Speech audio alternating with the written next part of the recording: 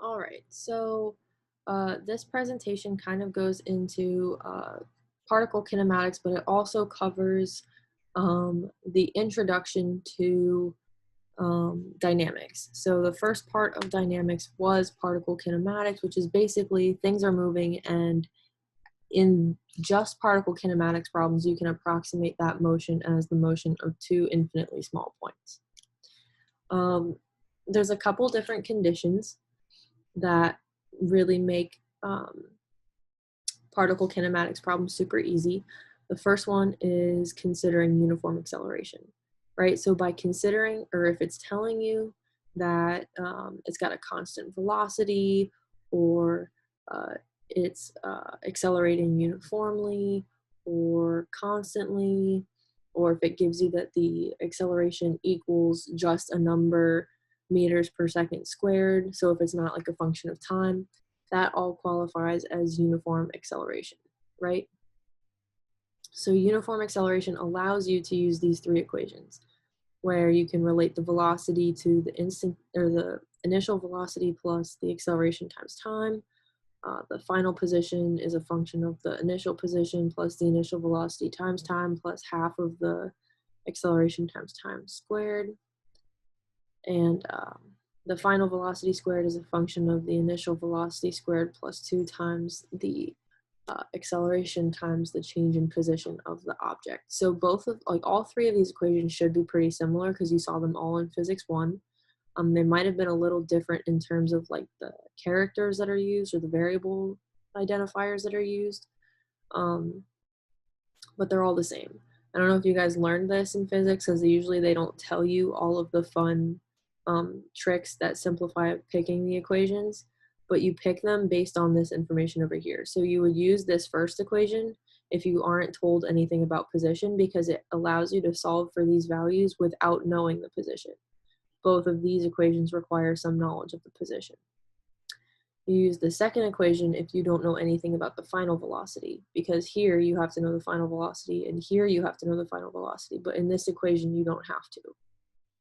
And then this last one, you don't need to know anything about time. So if they don't tell you anything about time, use this one, because all of these other equations are time dependent. So each one of them is used in their own situation, and basically you use it if you're not given um, one of the other values. So that's kind of uniform acceleration. We talked about how there's two types of motion, rectilinear motion and curvilinear motion.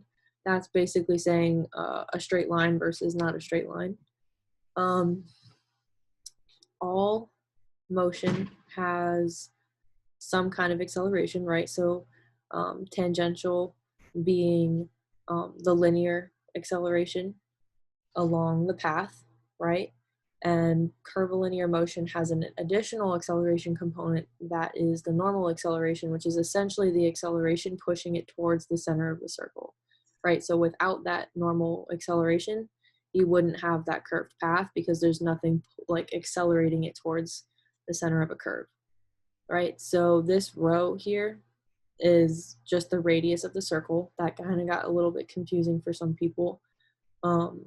But the tangential acceleration is always the derivative of the velocity if it's a function of time. So in these equations, you have the initial conditions.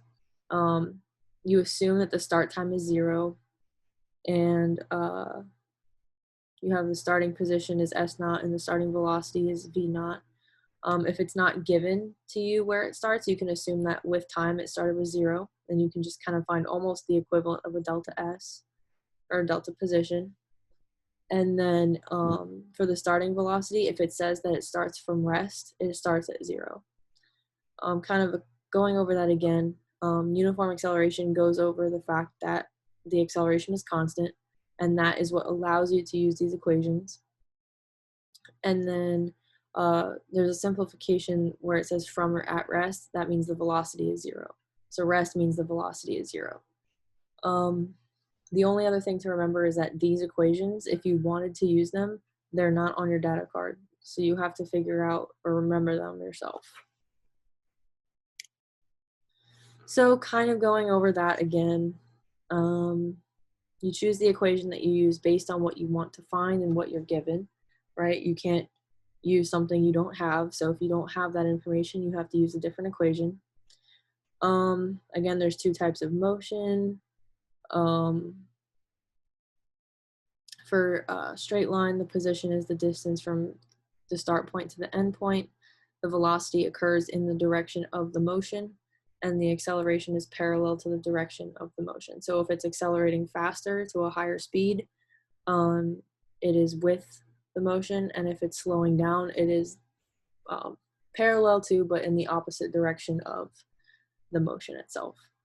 For curvilinear motion, it's motion in a circular path. So the position is kind of the equivalent of the arc length. The velocity is tangent to the circular path. So at one instant, it's a straight line tangent to the circle.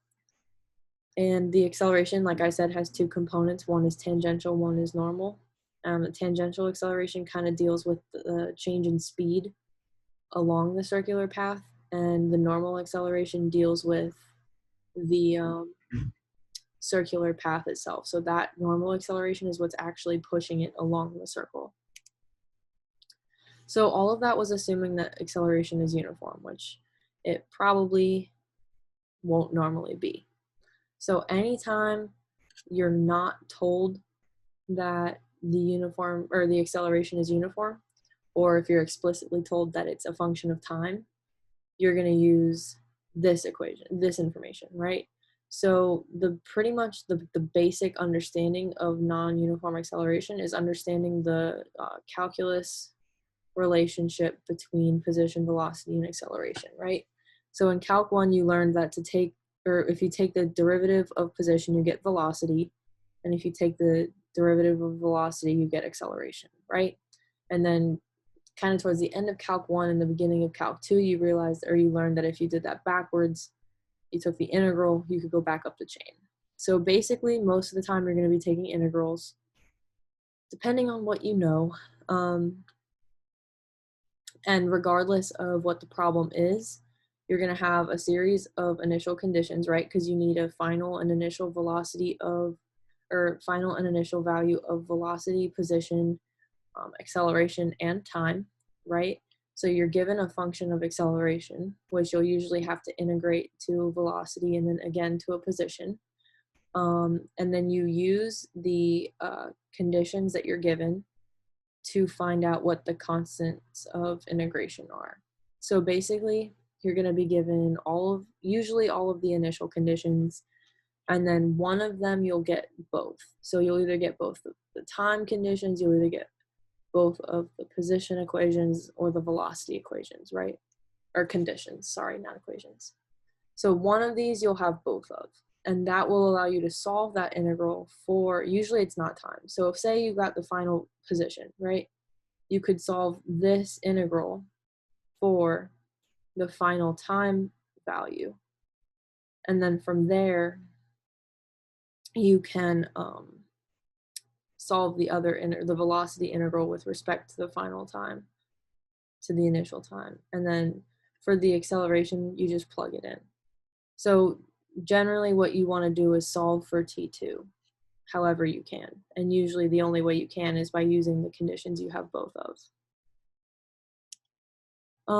The last thing we covered in this lesson was relative velocity, and I think it was kind of tricky when we were doing it in this lesson, but hopefully we've seen it a few times, and because of that, we are now a little bit more comfortable with it. The biggest things to remember are the order of the equation, right? So your final term here is the b with respect to a in this case. It's always the point with respect to the other point. And then Dr. Liao usually says it in terms of these two should cancel, right? So that a and this a should cancel. That's how you know they're on the right side. So let's see. So that's pretty much the biggest part, is setting up this equation. Because if you do that backwards, you're kind of screwed for the rest of the problem. But from there, underneath each term, you draw the kinematic diagram, right? So basically, how is the velocity v visually represented, right? And in this case, we were doing particle kinematics. So it was the motion of a particle, right? But once we move on, it'll be the motion of a larger body, right? But here, this particle was moving along that theta. The magnitude of that velocity was moving along this theta.